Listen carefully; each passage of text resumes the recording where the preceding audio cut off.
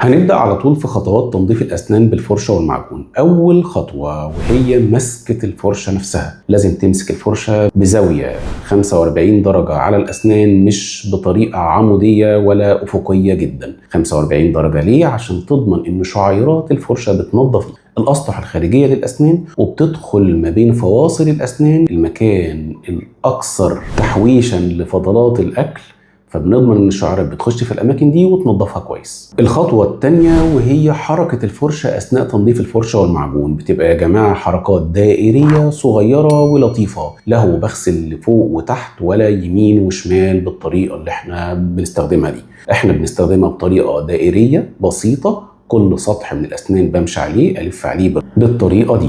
انما طريقه ان انا اغسل لفوق وتحت بسبب ان انا باجرح اللثه وبعمل حاجه اسمها جنجيفال ريسيشن، انحسار للثه. اللثه اللي فوق بتنحصر لفوق واللي تحت بتنحصر لتحت، وهكذا برضو يمين وشمال بعمل تآكل في المثلث اللي ما بين الاسنان بتاع اللثه. يبقى بحركات بسيطه دائريه على كل اسطح الاسنان.